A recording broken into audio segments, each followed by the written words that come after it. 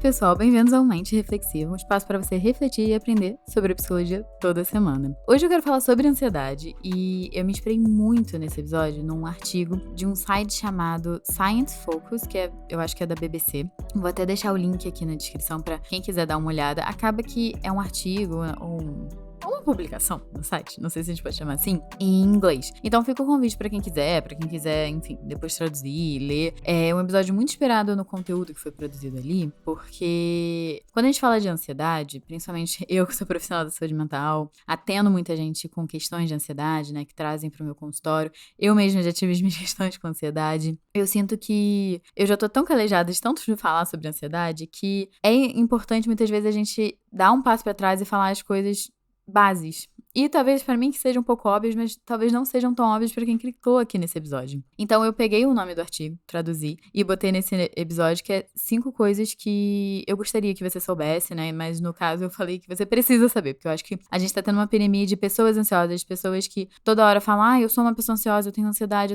Nossa, isso pipoca assim no meu consultório. Então eu achei que foi um artigo que trouxe os conceitos básicos de ansiedade, que eu acho que todo mundo aqui, dentro do Mente Reflexiva, se você é um reflexivo, reflexiva, acho que é importante você saber pra gente começar a conversar sobre ansiedade. Essa aqui é a base pra gente poder complexificar algumas discussões em relação à ansiedade. E o primeiro ponto que o artigo traz, que eu acho que é o mais básico, e eu vejo que eu acho que, gente, nenhum dos meus pacientes, tirando quem trabalha com saúde mental, né? Nenhum dos meus pacientes nunca soube responder que é o que é ansiedade. Então, desses 6 pontos que eu quero trazer sobre o que você precisa saber sobre ansiedade, o primeiro é o que ela é, né? Vamos começar botando o pingo nos is, né? Que, gente, a ansiedade, ela é uma emoção. Ela é uma emoção como felicidade, tristeza, raiva. Então, é importante a gente entender que a ansiedade, ela não é um negócio, assim, do além. É uma coisa excepcional que você sente. Ela é uma emoção como qualquer outra, né? Então, é quando você tem uma apreensão que envolve preocupações, pensamentos negativos em relação ao futuro. E o que eu acho interessante a gente pensar aqui, pra gente começar a entender essa emoção da ansiedade? Se lembra do Divertidamente? Se você não viu, eu vou deixar a sugestão aqui, a indicação no episódio. Mas se você viu o 1,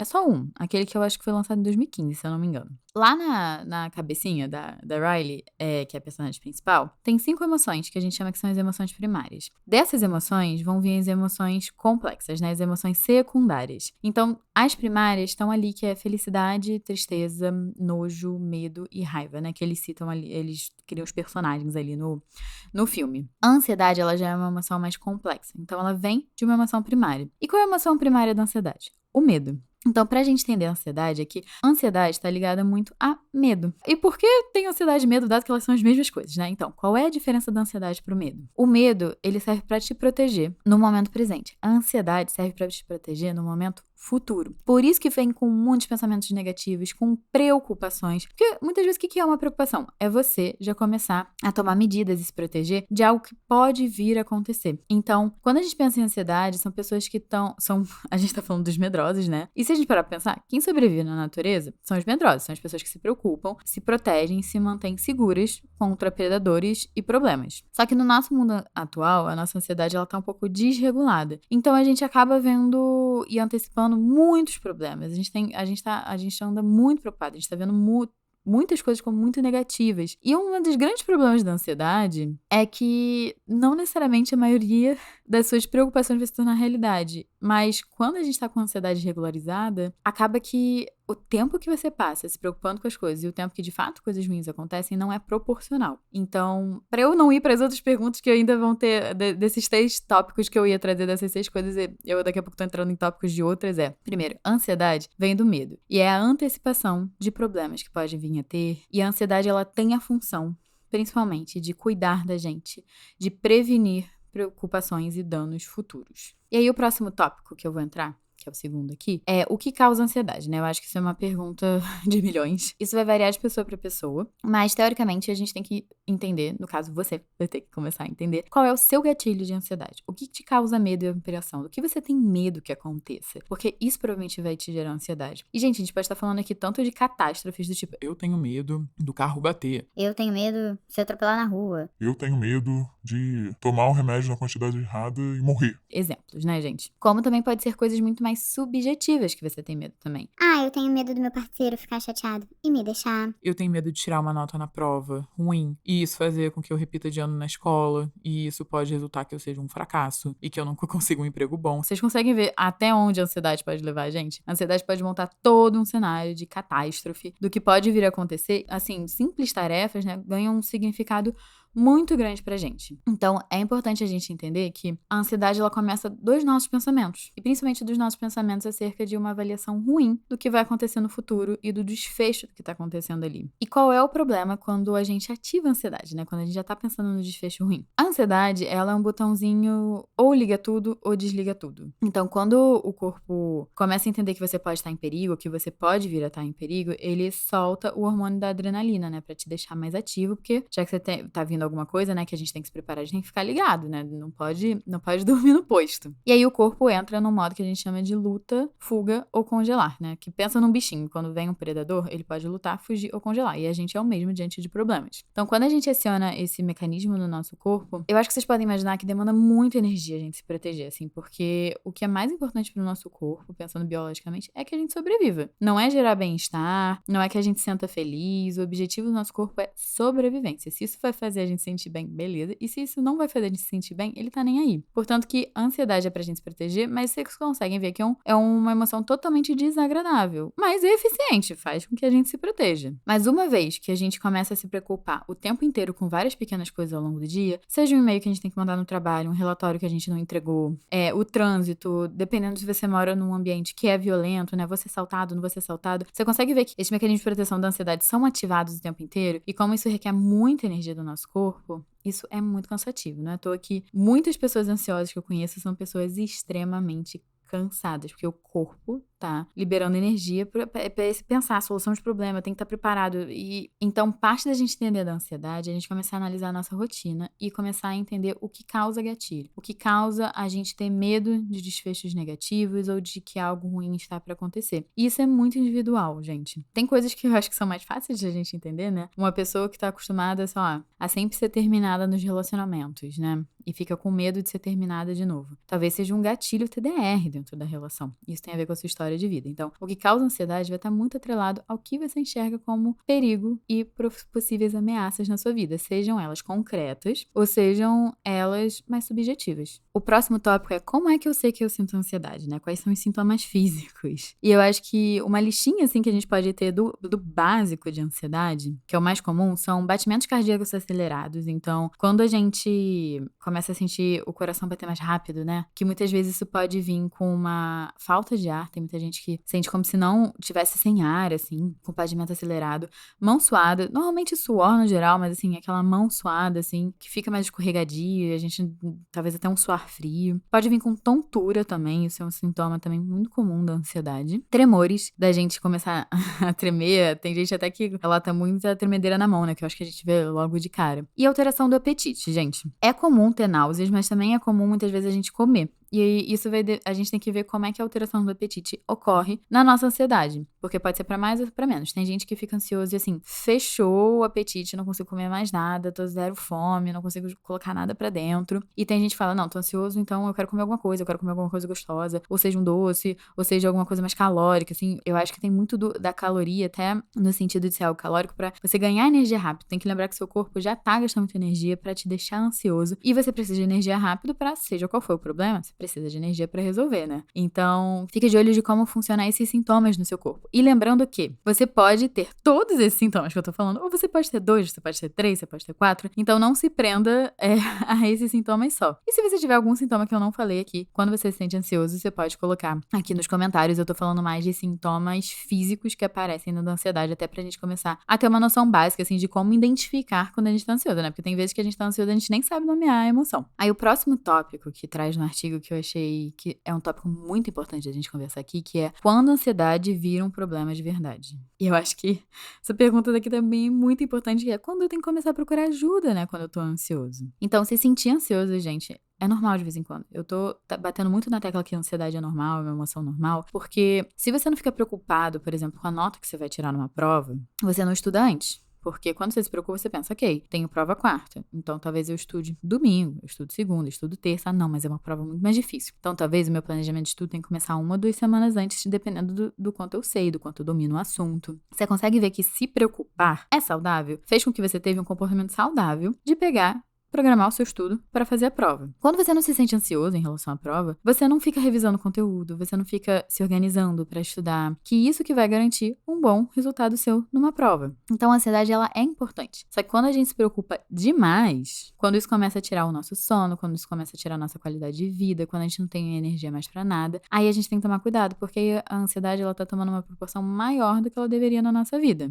Então, o que a gente tem que analisar é quando se torna crônico. Eu tô sempre ansioso, eu tô sempre estressado, eu tô sempre muito preocupada, assim, tudo ganha proporções muito grandes na minha cabeça. É como essa sensação que você tá perdendo o controle, sabe, pela ansiedade. Quando a gente também começa a ver se os sintomas estão afetando a sua vida, sabe, tem todos aqueles sintomas físicos que eu falei, que podem estar começando, por exemplo, a te impedir de ir pro trabalho, ou de ter, dentro dos seus relacionamentos, conversas ou vivenciar experiências que você gostaria. É quando começa a afetar a sua rotina e a sua vida, né, porque a ansiedade, ela não deveria impedir que você viva a sua vida. Na verdade, a ansiedade, ela tem que, como todas as emoções, estar ali para te ajudar a viver sua vida da melhor forma possível, né? Porque emoções são mensageiras, né? E as mensagens que as emoções estão passando é para cuidar e proteger da gente. Se elas já não estão fazendo esse papel de cuidar da gente, a gente tem que começar a olhar para isso, né? E uma coisa que também é importante, não é todo ansioso que age dessa forma, mas tem muita gente que é ansioso e tem um padrão de evitação constante. O que é evitação? Ah, tem alguma coisa difícil? Não vou fazer. Ah, mas isso vai me gerar ansiedade? Então não vou fazer. Ah, mas talvez eu fique meio nervoso fazendo. Não vou fazer. E a gente chama isso de um padrão de evitação constante. Se você tá começando a evitar a vida e tá se afastando dos seus sonhos, dos seus planos, do que você gostaria de estar fazendo, porque você não quer se sentir ansioso, a gente também tem que tomar cuidado com isso, porque talvez a ansiedade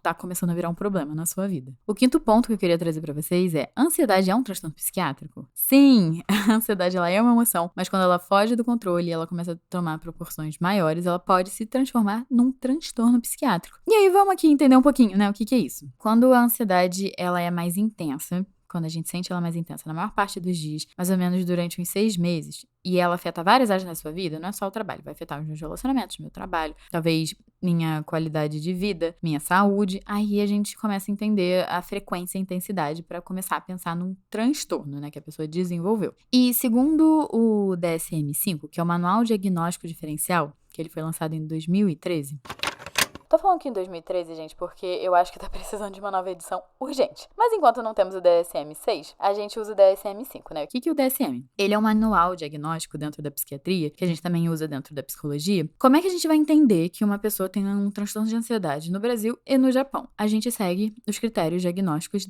desse manual. Então, dentro desse manual, né, que é usado internacionalmente pra gente entender e classificar doenças, atualmente, na 5ª edição, a gente pode falar sobre 7 tipos diferentes de transtornos de ansiedade. Eu não vou aqui falar sobre cada um. Se vocês tiverem interesse, deixa aqui no comentário que eu posso fazer um episódio para cada transtorno, porque transtorno de ansiedade é uma especialidade minha que eu atendo muito no meu consultório. Mas isso tudo é pra gente começar a entender que não existe um transtorno de ansiedade. Quando a gente fala que alguém tem um transtorno de ansiedade ou é ansioso, já tá num nível de procurar talvez uma ajuda psiquiátrica, a pessoa vai ser diagnosticada com um desses subtópicos aqui, que eu vou falar aqui rápido com vocês. Mas é importante que vocês procurem um profissional. Não, pelo amor de Deus, gente, não usem diagnóstico daqui, do TikTok, de outro podcast, enfim. Procurem profissionais que saibam fazer esses diagnósticos, que saibam cuidar de vocês. Aqui, o intuito sempre é vocês tomarem conhecimento para vocês tomarem ações de cuidarem melhores de vocês. Mas isso daqui nunca vai substituir um tratamento psiquiátrico ou uma terapia, tá? Então, vou dar esse puxão de orelha aqui se alguém já estiver usando esse episódio para isso. Então, dos 7 transtornos atualmente de ansiedade que a gente tem, né, que a gente fala que é um guarda-chuva. O que tá debaixo desse guarda-chuva? Não sei se vocês conseguem visualizar mais ou menos esse exemplo que eu tô dando. Debaixo do guarda-chuva dos transtornos de ansiedade, a gente pode pensar em transtorno de ansiedade generalizado, que é o TAG. A gente pode pensar no transtorno do pânico, agorafobia, fobia específica, quando você tem, tipo, medo de aranha, medo de altura, fobia específica. Transtorno de ansiedade social ou fobia social, pode ser nomeado das 2 formas. Transtorno de ansiedade de separação e mutismo seletivo. Vale uma menção que o transtorno de estresse pós-traumático e o transtorno obsessivo compulsivo, que é o TOC, eles eram um transtorno de ansiedade se eu não me engano, se eu estiver errada, desculpa, gente, mas no DSM-4 eles eram um transtorno de ansiedade e no DSM-5 fizeram uma revisão de todos os transtornos, todos os critérios diagnósticos e eles saíram. Mas eu gostaria de fazer essa menção honrosa a esses 2 diagnósticos porque os 2 envolvem muitos sintomas de ansiedade, parte do tratamento envolve também muito a gente manejar a ansiedade que envolve esses dois transtornos, mas eles têm características e comportamentos e aspectos específicos que acabaram fazendo eles terem os diagnósticos deles próprios. Então, eles não são transtornos de ansiedade, mas quem sente transtorno do estresse pós-traumático e TOC acaba sentindo também muita ansiedade, só pra gente ter esse conhecimento extra aqui. E a sexta pergunta que o artigo deixa, né, a sugestão aí pra você aprender sobre ansiedade é: algumas pessoas são mais propensas pra sentir ansiedade? Eu achei uma pergunta muito boa, assim. E eu diria que sim. Quando a gente pensa em personalidade, a gente tá falando aqui de genética, a gente tá falando de experiências de vida, a gente tá falando do estilo parental dos nossos pais, como eles criaram a gente. E tem pessoas que nascem com uma genética, eu não vou entrar aqui muito a fundo em teorias de personalidade, mas tem pessoas que têm um neuroticismo, que a gente chama, mais alto, e elas tendem a experimentar emoções negativas com mais frequência do que pessoas que não têm esse neuroticismo, esse traço de genética, personalidade tão alto. Portanto, que pessoas mais extrovertidas e mais confiantes podem ser menos suscetíveis a ter sentimentos ansiosos do que pessoas que veem a vida de forma mais negativa e que sentem emoções negativas com mais frequência. Mas sim, usando a teoria da personalidade do Big Five, tem pessoas que podem ser mais propensas, sim, a desenvolver ansiedade. Até porque quando eu penso até em transtorno de ansiedade, gente, uma coisa que eu acho que talvez não seja tão óbvia, quando uma pessoa chega no meu consultório, eu fico atenta se tem outras pessoas com transtorno de ansiedade na família dela. Porque isso pode te deixar vulnerável a ter um transtorno de ansiedade também. Ou talvez nenhum transtorno. Se você tem um pai ou uma mãe ou um cuidador, né, quem te criou, que é uma pessoa muito ansiosa, tá sempre preocupada com a vida, tá sempre vendo a vida de forma negativa, tá sempre esperando o pior, parte da função dos nossos pais